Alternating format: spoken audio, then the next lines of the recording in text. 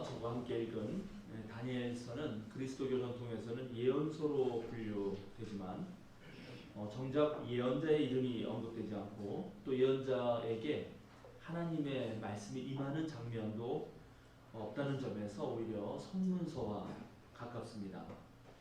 따라서 욥기 또는 잠언, 전도서와 같은 다른 선문서와 비슷하게 다니엘서는 하나님과 더불어 어떻게 일상을 살아갈 것인가를 다루고 있습니다. 특별히 바벨론이라고 하는 낯선 땅에서 어떻게 신앙을 지키며 자신을 경계하며 때때로 자신에게 적대적으로 대하는 원수들 사이에서도 하나님의 능력과 사랑을 보여줄 것인가를 고민합니다. 유다의 왕 여호야김이 다스리던 시절 당시에 초강대국이었던 바벨론이 유다를 침공해서 예루살렘을 포위하였고 결국 유다는 바벨론 앞에 무릎을 꿇고 맙니다. 하나님의 성전에 있던 그릇들을 이 바벨론 사람들이 가져다가 전부 자신들의 신전에다 갖다 놓았고 또 총명하고 똑똑한 젊은이들을 끌고 가서는 강제로 바벨론식의 교육을 시킵니다. 다니엘서는 유대와 예루살렘의 멸망을 담담하게 그렇게 서술하고 있지만 사실 그 이면에는 피눈물 나는 그런 전쟁의 현실과 수많은 사람들의 고통과 울부짖음이 있었을 것입니다. 그러나 지금의 현실은 꿈이 아니라 사실입니다. 우리나라가 망하지 않았으면 좋겠는데 유대 사람들 입장에서 망한 것이 눈앞에서 당장 벌어진 현실입니다. 하나님께서 영원한 개혁을 맺어주신 다윗의 나라가 설마 멸망하겠는가라고 안일하게 생각할 수도 있었겠지만 정말 하루아침에 도둑같이 망하고 말았습니다. 하나님께 제사 드릴 때 썼던 그 거룩한 성전 그릇들이 이방신의 신전에 놓이게 되었다는 것은 매우 굴욕적이고 치욕적인 사건입니다. 고대의 전쟁은 신들과의 전쟁이었다고 여겨졌기 때문에 바벨론과 유다 왕국의 싸움에서 바벨론이 이겼다는 것은 야훼 하나님이 지신 것처럼 느꼈을 수 있기 때문입니다. 미래의 유다를 이끌어갈 총명하고 통찰력 있는 청년들까지 잡혀갔으니 이제 유다와 예루살렘에 현재 받은 그 상처에다가 미래의 희망까지 빼앗기고 마는 것입니다. 바벨론의 식민정책이라고 하는 것은 매우 잘 기획된 것이었습니다. 유대인들 중에 신체적으로나 지적으로 매우 강건하고 타고난 청년들을 발탁해서 자신들을 위해 복무하고 또 충성한 관료가 되도록 교육했는데 대부분 이들은 유다 왕실의 자제들과 또는 귀족들의 후예들이었습니다. 이들은 3년 동안 대제국인 바벨론의 학문과 언어 교육을 받았습니다. 다니엘과 친구 세 사람도 거기에 있었는데 이 사람들은 모두 바벨론식으로 이름도 바꿉니다. 다니엘은 하나님이 나의 재판관이란 뜻입니다. 원래 하나님만이 나를 판단할 수 있다 이런 말이지만 바벨론에 끌려가서는 바벨론 신의 이름을 따서 벨드사살이라고 바꿨고 아사라는 여호와께서 나를 도우셨다라는 그런 의미였지만 아벤느고 즉 바벨론의 신인 느고의 종이라는 이름으로 이름을 바꾸게 되었습니다. 그리고 이제 이들에게는 왕의 음식과 포도주가 제공됩니다. 오늘날 우리가 만약에 미국에서 우리나라의 학생들을 데려다가 최고의 엘리트 교육을 시키면서 아주 극진한 대접을 해준다고 하면 여러분 어떨 것 같습니까? 아마 오늘날은 어느 누구도 반대하지 않고 나도 그 자리에 너나 나나 끼고 싶어 할 것입니다. 모든 면에서 빈약한 국가의 국민이 학문과 교육, 경제와 정치사의 각 방면에서 가장 뛰어난 국가로 가서 배울 수 있다면 그것을 누가 마다하겠습니까? 아마도 바벨론 포로 정책을 통해서 많은 유대 청년들은 이제 자기 나라에 대한 애국심이라든가 또는 민족적 정체성과 자부심을 내려놓고 철저하게 바벨론 제국의 한 일원이 되려고 노력했을 것입니다. 언제 나라가 독립하겠는가라고 생각하면서 주변에 이집트라든가 또 다른 강대국이 있지만 친바벨론 성향의 사람들이 되었을 것입니다. 일제 초기의 항일운동이나 애국 계몽운동에 뛰어들었던 많은 지식인들이 정말 세월이 흘러가면 흘러갈수록 일본의 한국 지배가 강화되면 강화될수록 서로 변절하였는데 아마 바벨론에서도 이와 같은 그런 현상들이 일어났을 것입니다. 그런데 다니엘과 그의 세 친구는 이것을 따르지 않고 왕이 내린 음식과 포도주를 거부합니다. 이름을 바꾸는 것에 대해서는 뭐 별로 거부를 하지 않았지만 이제 먹고 마시는 문제에 대해서 다른 반응을 하고 있는 것입니다. 세상이 바뀌었으니 뭐 이름을 다르게 부르는 것쯤이야 하고 어쩔 수 없이 그냥 미국 가면 영어 이름 만들듯이 그렇게 바꿨는데 먹고 사는 문제와 연관되어서 원래 유대인들이 가지고 있던 종교적 생활 양식과 전통 문화까지도 변형시키려 하는 것에 대해서는 이제 거부를 하고 있는 것입니다. 그런데 다니엘서를 읽으면서 저는 오늘날 한국 개신교인들이 처한 상황과 별반 다르지 않다라고 생각이 들었습니다. 현대 한국 사회는 한국 사회만의 역사와 문화와 분위기를 가지고 있습니다. 또 이 세상에서는 누구도 의심하지 않는 그런 통용되는 신화가 있습니다.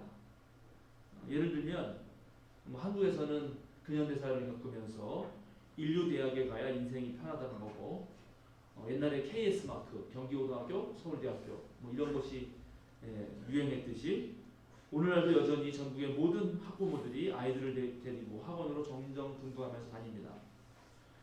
서로 협동하며 사는 법을 가르치기보다는 경쟁 속에서 남들보다 1점이라도 점수를 더 따야 성공한다는 그런 가치관을 계속 심어줍니다.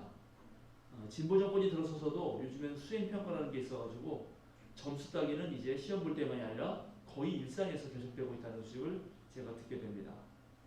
그런데 실제로 한 명의 학부모가 이런 대세를 뒤집기란 무척 힘듭니다. 그런데 우리 사회가 사람을 평가할 때 얼마나 숫자나 점수로 표현하는지를 잘 나타내주는 유명한 일화가 인터넷에 떠돌아다녔습니다. 2010년 밴쿠버 동계올림픽에서 김연아 선수의 멋진 경기를 보면서 한국의 해설자가 있었고 또 유로스포츠 채널이라는 곳에서 유럽으로 전부 다 방영되는 거죠. 거기에 독일 중계 해설자가 해설하는 그런 내용이 서로 차이가 났는데 이것이 인터넷에 크게 회자되었습니다. 제가 한번 읽어보겠습니다. 김연아 선수가 어떤 멋진 그런 기술을 딱 한 거죠. 그러니까 한국 해설자는 이렇게 말합니다. 저 기술은 가산점을 받게 되어 있어요. 근데 그때 독일 해설자는 나비죠. 그렇군요. 마치 꽃잎에 사뿐히 내려앉는 나비의 날갯짓이 느껴지네요. 그러자 또 다른 장면에서 한국 해설자는 코너에서 착지 제세가 불안정하면 감점 요인이 됩니다. 그럴 때 독일의 해설자는 은반이를 쓰다듬으면서 코너로 날아오릅니다. 실크가 하늘거리며 잔무늬를 경기장에 흩뿌리네요. 또 멋진 점프를 했을 때 한국 해설자는 이렇게 말합니다. 저런 점프는 난이도가 높죠. 경쟁에서 유리합니다. 그러자 독일 해설자는 이렇게 말합니다. 제가 잘못 봤나요, 저 점프? 투명한 날개로 날아오릅니다. 천사입니까? 오늘 그녀는 하늘에서 내려와 이 경기장에서 길을 잃고 서성이고 있네요. 정말 감사할 따름입니다. 드디어 이제 선수들이 다 경기를 마치고 심판들이 이제 점수를 다 발표합니다. 그러자 한국 사람이 이렇게 해설자가 이렇게 말합니다. 김연아 선수가 경기를 완전히 지배했습니다. 금메달이네요, 금메달. 금메달. 근데 독일 해설자는 이렇게 말합니다. 울어도 되나요? 정말이지 눈물 나네요. 저는 오늘 밤 언제고 기억할 겁니다. 이 경기장에서 연한데 거기는 유나라고 하죠. 유나의 아름다운 몸짓을 바라본 저는 정말 행운합니다. 정말 감사합니다. 신이시여. 우리는 자신도 모르게 경쟁과 점수를 따는 것에 너무 집중되어 있는 것은 아닌가 생각하게 됩니다. 짧은 네 대화였지만은 여기에 가산점, 감점 요인, 경쟁, 그리고 오로지 금메달. 이뿐만이 아니죠. 자본주의 사회에서는 뭐니 해도 돈을 최고의 가치로 여기면서 계속해서 인간의 탐욕이나 이윤 추구를 부추깁니다. 세월호 사건이나 비정규직 노동자의 죽음이나 또는 잦은 해고와 미래를 알 수 없는 그런 삶들, 그래서 연애와 결혼과 출산을 포기하는 일들이 잦아지는 이때 과연 그리스도인들은 어떤 삶의 모습을 지녀야 할까요? 최근에 놀라운 되게 충격적인 뉴스를 여러분 접하셨을 텐데 세월호 사건에서 건전한 학생을 분명히 바로 가면 살릴 수도 있었을 것인데 대신 그 헬기에 해경청장이 탔기 때문에 이 학생은 배에서 배를 갈아타고 배다수식산을 가는 동안 사망했다는 것입니다. 물론 살아있다고 말하기도 어렵지만 확실히 죽은 것은 아니었다라고 그 당시 하여튼 의사들은 말했다고 하죠. 그때 그 헬기에 해경청장이 꼭 타야 됐을까? 정말 의문을 품지 않을 수 없습니다. 정말 성경이 권면하는 삶의 양식과 세상이 추구하는 삶의 양식은 분명 다릅니다. 그리스도인들은 이 둘 사이에서 어떤 선택을 확실하게 해야만 합니다. 세상은 그렇다 치고 한편 교회에서조차 희망을 찾기가 어려운 것 같습니다. 저는 지난 40년 동안 신앙생활을 하면서 정말 참된 그리스도인으로 살려는 사람이 오히려 교회에 남아있기가 어려운 상황들을 여러 차례 목격했습니다. 교회가 점점 규모와 재정을 늘리면서 교인들의 종교적 욕망을 채워주며 끼리끼리 친교를 위한 일종의 거대한 동아리처럼 되어갑니다. 그래서 자신들끼리는 되게 좋은데 오히려 세상과는 소통하지 못합니다. 그런 상황에서 교회에서 진지하게 성경 이야기나 예수님, 하나님의 이야기를 하면서 정말 하나님의 뜻이 무엇인지를 묻고 따르는 삶에 대해서는 이야기를 할 수 있는 기회가 점점 적어집니다. 요즘에는 이단이 성경 공부를 한다면서 교인들을 유혹하기 때문에 더군다나 이젠 교회에서조차 성경 공부를 해보자는 그런 말을 선뜻 꺼내기조차 어려운 상황이 되었습니다. 주변에서 들리는 그런 한국 교회의 부정적 소식이 너무나도 많아서 정말 제가 귀를 닫고 싶은 심정입니다. 따라서 목사들 사이에서 또는 교인들과 함께 지내면서도 신앙 이야기 자체를 꺼내는 것이 때로 두렵기도 합니다. 정말 하나님의 뜻대로 사는 것이 무엇인가 고민하며 한순간이라도 예수님을 따라 살려고 하면 이 세상뿐만 아니라 교회에서조차 낯선 사람으로 취급받는 그런 경향이기 때문에 그렇습니다. 그런데 오늘 우리가 함께 읽은 사도행전의 말씀에서 베스도 총독은 바울 사도에게 이렇게 큰 소리로 말합니다. 바울아, 내가 미쳤구나. 네 많은 학문이 너를 미치게 하였구나.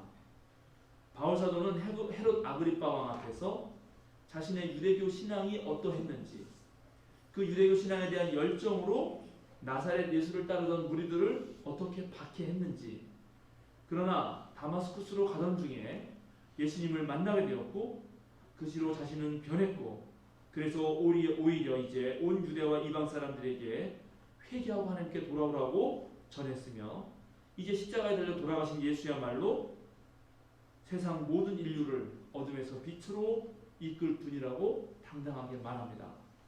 이 해명을 다 들은 아그리빠 왕 옆에 있던 베스도 총독이 바울이 미쳤다고 말하는 것입니다. 여러분에게 물어보고 싶습니다. 여러분 누가 옳다고 생각하십니까? 바울이 말한 것이 옳습니까? 아니면 바울의 말을 듣고 미쳤다고 말하는 베스도 총독의 말이 옳습니까? 지금 기존의 절대 권력 헤롯 아그리빠 로마 황제와 이제 막 새롭게 탄생한 종교적 믿음 사이에서 누가 더 올바르고 나은가를 놓고 첨예하게 논쟁이 벌어지는 장면입니다. 베스도는 바울이 미쳤다고 말합니다. 그러나 바울은 이렇게 말하죠. 베스도 총독님, 나는 미치지 않았습니다. 나는 맑은 정신으로 참말을 하고 있습니다. 그래도 베스도는 바울이 많이 배운 사람이라는 것은 인정합니다. 그래서 재판장에서 서로 이렇게 대화를 나눌 수 있었겠죠. 바울은 로마 시민이었습니다. 그런 권력을 가지고 있었기 때문에 또 로마 재판장에 설 수 있었겠죠. 그러나 예수님 당시 많은 그리스도인들은 그런 지식도 없었고 또 재판장에 설 만한 로마 시민의 권력도 없었습니다.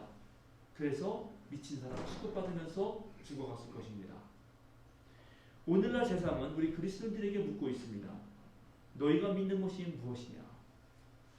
오늘날 우리가 세상 사람들에게 진정으로 삶을 변화시키고 또 더 나은 세상을 위해서 이렇게 살아야 한다라고 어떤 대안을 제시할 수 있을까요? 바울 사도가 한편으로는 열심히 선교 여행을 다니면서 전도하고 또 다른 한편으로는 이제 유대교로 다시 복귀하려고 하는 그런 보수파 그리스도인들과도 싸웠던 것처럼 오늘날 우리 그리스도인들은 세상과 소통하고 좀 더 포용적이고 좀 더 넓은 마음의 그리스도인이 되어야 되는데 그것이 매우 어려운 일이 점점 되어가고 있습니다. 한국 개신교의 특수한 상황들과 그런 역사 때문에 그동안 보수적인 그리스도인들은 하나님의 이름으로 빨갱이를 처단한다고 하면서 민간인들을 마구 죽였던 그런 전쟁 학살에 대해서 눈을 감았습니다. 때로 편협한 시각으로 또 신앙으로 예수를 믿는 이유를 그저 죽은 후에 가는 천국으로만 그렇게 좁혀놓았습니다. 성경을 읽다 보면 의문이 들고 그러면 질문을 하고 함께 공부하고 배워가면서 신앙은 더 깊어지고 성숙하는 것인데도 묻지도 않고 맹목적으로 믿는 것이 마치 좋은 신앙이냐 확실한 신앙이냐 그렇게 잘못 가르치고 배워왔습니다. 게다가 하나님의 축복에 대해서는 도덕적인 삶이라든가 남을 위해 헌신하는 삶이라든가 또 이 시민사회를 한 걸음 더 진보하게 더 낫게 만든다는 것과는 무관하게 오로지 물질적 축복으로만 한정지어서 오늘날 많은 사람들이 바라보는 그리스도인들은 세상과는 소통하지 않으면서 자기 자신만을 아는 사람들이라는 그런 이미지를 심어주었습니다. 도로를 불법으로 점유하면서 3천억이 넘는 돈을 들여서 대형 건물을 지은 그런 사랑의 교회의 한 사례는 지금 기존의 교회가 얼마나 공적인 영역에 대해서 무지하고 오히려 집단적으로 사적 이익을 추구하는 곳인지를 여지없이 보여주었습니다. 지난주에 목회 실수생들과 제가 은혜 공동체를 다녀왔다고 말씀드렸었는데 거기 공동체 목사님이 그래요. 이 도봉동에 자리를 잡고 은혜 교회의 이름으로 마을 사람들과 함께 좋은 일을 해보려고 했답니다. 그랬더니 마을 사람들 반응이 왜 교회가 우리 동네에 나서냐 하면서 완전 못하겠다는 거예요. 그래서 그 다음에 만날 때는 거기가 이제 주택조합처럼 되어 있거든요. 주택조합 공동체 이름으로 간다더니 대환영을 했다는 거예요. 그래서 가서 이제 그 아주 좋은 구성원들이 많아서 다양한 일들을 하니까 그 다음부터 마을 사람들이 계속 와달라고 부탁을 했다는 것입니다. 지금 교회 이미지가 이렇습니다. 이런 사실만 나열하면 교회 다니는 것이 부끄럽게 그지없고 정말 제 자신이 목사인 것이 너무 부끄러울 때도 있습니다. 그러나 예수 그리스도께서는 인류에게 진실로 참된 생명의 길을 보여주시고자 오히려 본인은 고난을 당하셨고 또 제자들은 평생을 바쳐서 우리 예수님이 보여주신 그 진실한 삶의 의미를 지켜내려고 노력했습니다. 오늘날도 여전히 자신에게 주어진 삶을 이웃과 더불어서 진지하게 살려고 하는 사람들이 있고 또 그 사람들은 진실로 좁고 험하지만 그 길을 묵묵히 걸어갑니다. 타락한 그리스도에 대한 안팎의 비난이 거센 이 시절에 올바른 신앙인의 삶을 보여준다는 것은 쉬운 일은 아닐 것입니다. 그러나 신앙이란 바로 선택과 결단을 요구하는 것입니다. 오늘 본문들의 주인공인 바울과 다니엘처럼 말이죠. 여러분 아시는 대로 바울은 자신의 모든 학문과 능력을 이제 자신만을 위해 사용하지 않습니다. 그는 모든 사람을 살리기 위해서 돌아가신 예수를 따릅니다. 즉 자신이 이제 모든 사람을 살리는 길로 가리라 마음먹은 것입니다. 오늘 다니엘은 자기에게 내린 왕의 밥상은 거부합니다. 그는 왕의 음식 대신 채소를 선택하고 왕의 포도주 대신 물을 선택합니다. 여기에서 채소와 물이란 박하고 험한 음식, 즉 기본적인 생존만을 위해서 가장 소박한 음식을 뜻합니다. 더불어 왕의 밥상을 거부한다는 것은 내가 바벨론 왕과는 함께하지 않겠다는 뜻입니다. 고대에는 누구와 밥을 먹느냐가 매우 중요한 문제였습니다. 왕의 음식을 먹는다는 것은 그의 편이 된다는 거고 그의 지지자가 된다는 것이고 그의 사람이 된다는 것이었습니다. 그가 주는 혜택과 부귀영화를 함께 누린다는 것을 의미했습니다. 그런데 다니엘은 바로 그것을 거부합니다. 왕실의 풍성함, 사치스러움, 풍요로움에 취하지 않겠다는 것을 선언하는 것입니다. 대제국 바벨론은 경제적 풍요함과 정치 군사적 권력으로 모든 것을 좌지우지하는 나라였습니다. 그래서 많은 국가의 부러움의 대상이 되었고 한편으로는 그 바벨론 대제국의 위용에 짓눌려기도 했습니다.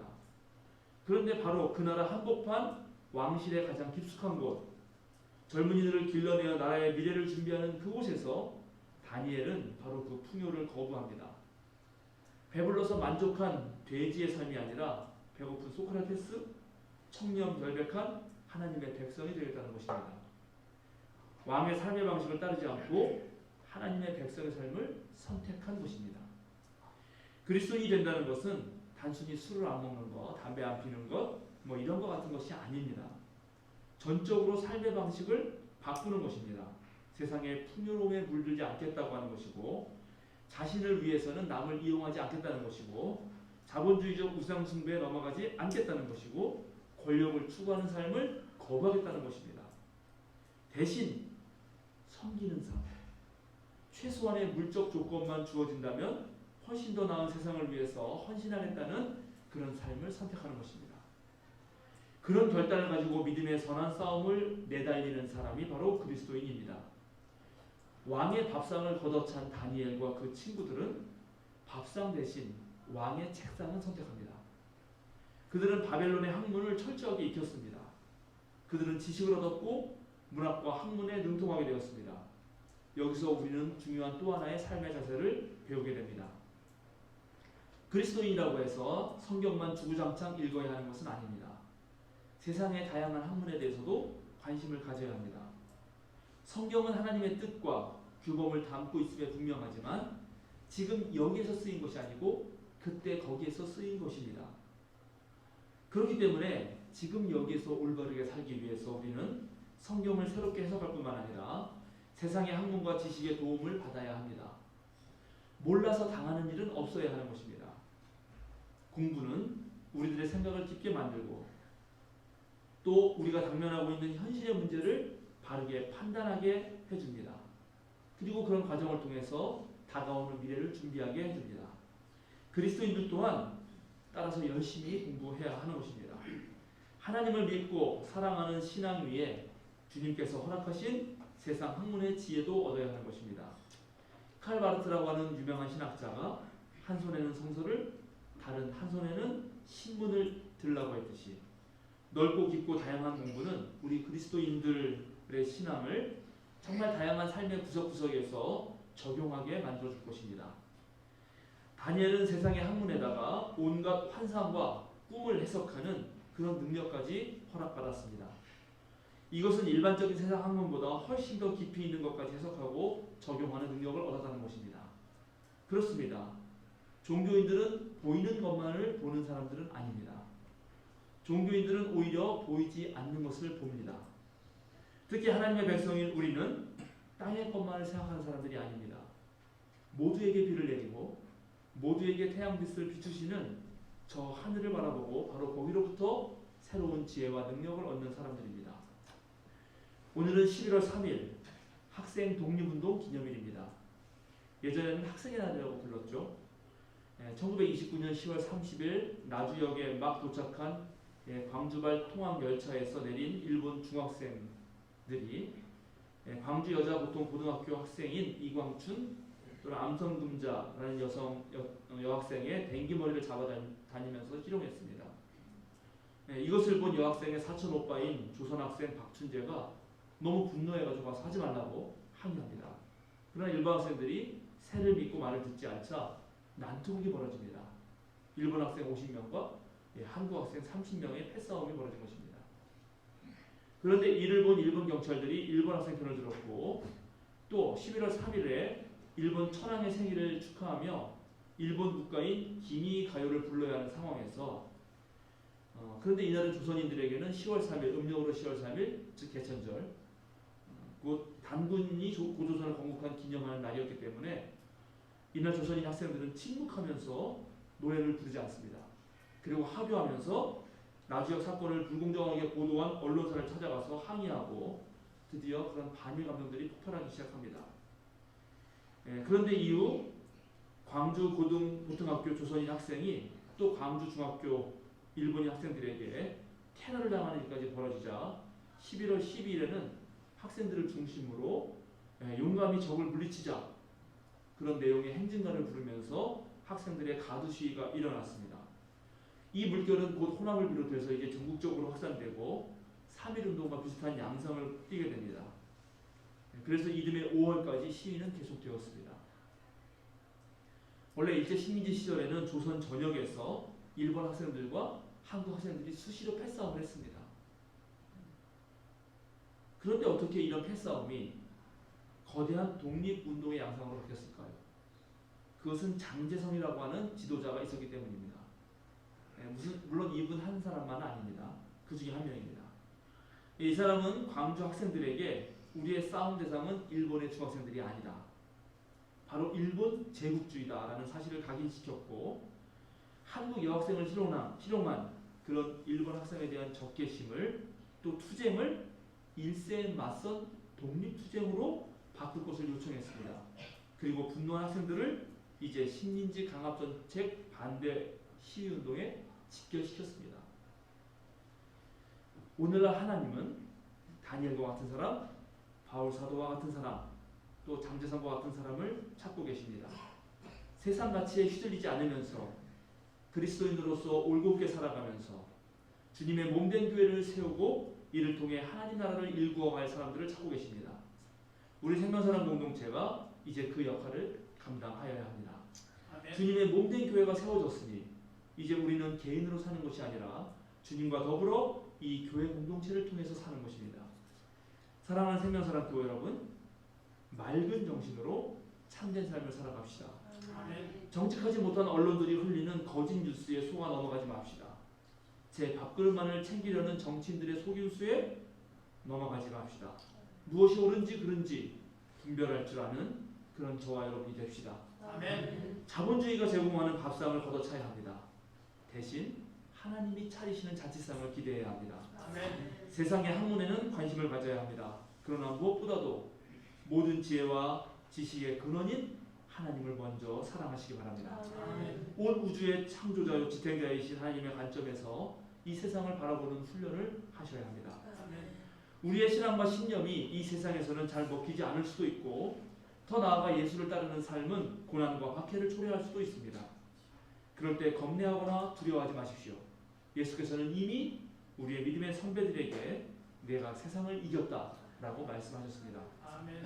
더 중요한 것은 우리가 세상에 의해서 더럽혀지지 않으며 맑은 정신으로 단 하루라도 단 한 시간이라도 살 수 있느냐 하는 것입니다. 깨어 있으십시오. 참된 믿음을 가지십시오.